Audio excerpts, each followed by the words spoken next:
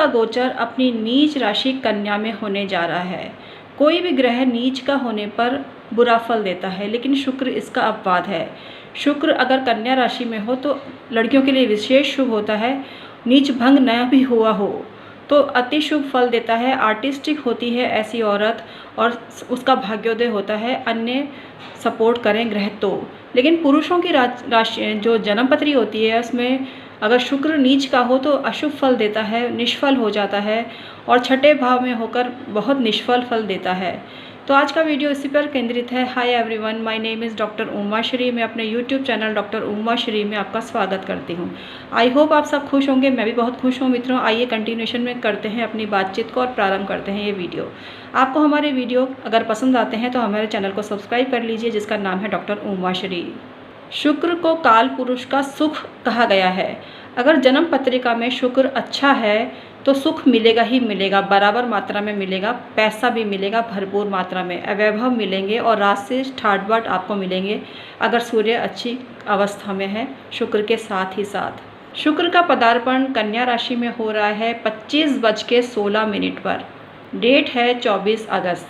ये गोचर उन लोगों के लिए विशेष शुभ रहेगा जिनका जन्म पत्री में शुक्र अच्छा है। यानी जन्म पत्री में अगर शुक्र तुला राशि में है, वृषभ राशि में है, मकर राशि में है, कुंभ राशि में है, स्वग्रही होने के साथ साथ ही उच्च में है यानी मीन राशि में है, तो अति शुभ फल जातक को मिलते हैं और सपोर्ट हर तरफ से मिलता है, मान सम्मान भी भरपूर मात्रा में मिलता है।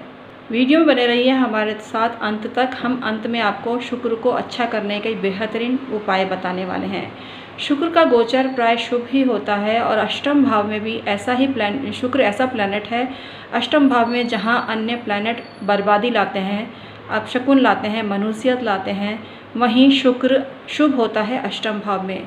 तो आपको अगर अष्टम भाव में शुक्र है तो आपको बहुत सारा धन लाभ मिलेगा, पैतृक संपत्ति आपको मिलेगी, गड़ा हुआ धन आपको मिलेगा, कहीं से खजाना आपको मिलेगा, रिसर्च में आप झंडे गाड़ देंगे दुनिया में। शुक्र अगर चंद्र राशि से प्रथम भाव में हो तो धन लाभ के योग बनाता है और कहीं ना कहीं से आपके जीवन में अथाह मात्रा में पैसा आता है। शुक्र द्वितीय में भी शुभ होता है, तृतीय भाव में भी शुभ होता है, चतुर्थ भाव में धन संपदा का विस्तार होता है और आपको मनमाना पैसा मिलता है, मातृ सुख आपको मिलता है, वैभव आपको मिलता है और सब तरफ से आपको वाहवाही और शाबाशी मिलती है। प्लस आपको नवीन भवन का सुख मिलता है, नवीन वाहन का सुख मिलता है। पंचम भाव में अगर शुक्र चंद्र राशि से आता है तो विद्या में उन्नति लाता है और प्रेम प्रसंगों में आपको सफलता मिलती है।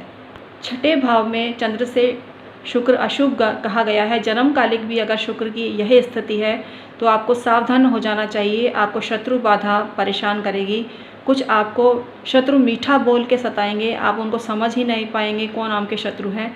आपके रिश्तेदारी मीठा बोल के आपको उल्लू बना सकते हैं, तो आपको सावधान रहना चाहिए। छठा शुक्र ऐसे ही फल देता है। सप्तम भाव में भी शुक्र अच्छा नहीं माना जाता चंद्र से और जीवन साथी से मतभेद होता है, तनाव बढ़ता है, पार्टनरशिप में लॉस होता है। अष्टम भाव में शुक्र बेहतरीन फल देता है, आपको मान सम्मान मिलता है, प्लस आपको हर कहीं से पैसा मिलता है, आपके रोजगार की उन्नति होती है। नवम भाव में भी शुक्र की स्थिति उत्तम मानी जाती है। तीर्थ यात्रा का पुण्य लाभ आपको मिलता है, तीर्थ यात्रा करने का अवसर मिलता है, किसी धार्मिक स्थल की आपको यात्रा करने का अवसर मिलता है। भाग्योदय के सहारे आपके अधूरे बने हुए काम जो वर्षों से अटके पड़े थे वो आपके पूर्ण इस अवस्था में होते हैं। 10वां शुक्र भी अशुभ फल देता है। रोजगार धंधे में लाभ की बजाय नुकसान होता है, ट्रांसफ़र हो सकता है जो आपको बेनिफिशियल नहीं होता है। हर तरफ से आपको असावधानी रखते हैं तो कोई भी शुभ फल आपको नहीं मिलता है, तो सावधानी पूर्वक इस अवधि में आपको काम करना चाहिए अगर आपका दशम जन्मकालिक भी शुक्र अवस्थित है। जितने आप काबिल हैं आपकी काबिलियत को कोई समझेगा नहीं। आपको 100 अगर काबिलियत है तो 50 या 40% ही आपको रिजल्ट मिलते हैं। आपको कुछ समझता ही नहीं है, नौकरी छूटने तक की नौबत आ जाती है इस अवधि में। शुक्र का 11वें भाव में गोचर अति शुभ माना गया है, लाभ भाव कहा गया है, तो लाभ के बहुत अवसर आपके जीवन में आते हैं। शुक्र ही ऐसा प्लैनेट है द्वादश भाव में भी शुभ फल देता है, शैया सुख मिलता है और आपको विदेश यात्रा का लाभ मिलता है, आपको नींद अच्छी आती है इस अवधि में और आपके बहुत सारे मित्रगण आपके समक्ष उपस्थित होते हैं, मौज में समय बीतता है और विदेश यात्रा से आपको बहुत पैसा कमाने का अवसर मिलता है। तो आप अपनी चंद्र राशि से देख लीजिए आपका शुक्र कहाँ अवस्थित है। शुक्र अपनी वृषभ राशि में ज़्यादा अच्छे फल देता है, तुला राशि में ज़्यादा अच्छा फल देता है, और चंद्रमा के साथ अगर वक्री हो जाए शुक्र तो अच्छा फल देता है। तो ये शुक्र की स्थितियाँ होती हैं, इनको आपको समझना चाहिए। अगर आप शुक्र को अच्छा करना चाहते हैं तो हमारे द्वारा ये जानकारी आपको फ़ायदा देगी। आइए अब शुक्र को अच्छा करने का उपाय आपको बताती हूँ।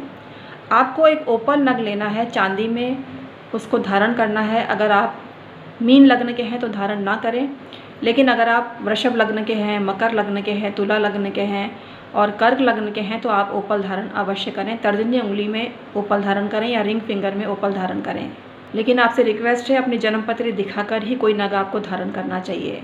इसके अलावा साफ़ सुथरे कपड़े पहने, एक बार पहने हुए कपड़े धोकर ही दोबारा पहने, अन्यथा नहीं पहने। कई लोग नहाने के बाद भी मैले कचैले कपड़े पहन लेते हैं, उनको लगता है साफ़ सुथरे दिख रहे हैं तो कोई क्या पहचानेगा, लेकिन ये उनके शुक्र को ख़राब करने में अहम भूमिका निभाता है। तो हमेशा साफ़ सुथरे और धुले हुए कपड़े ही आपको पहनने चाहिए। शुक्रवार के दिन परफ्यूम अवश्य लगाना चाहिए। अगर आप कर्क लग्न के हैं तो आपको मोती भी धारण कर सकते हैं और ओपल भी धारण करना आपके लिए श्रेयस्कर होगा। चांदी आपको धारण करनी चाहिए किसी न किसी रूप में। Thank you so much.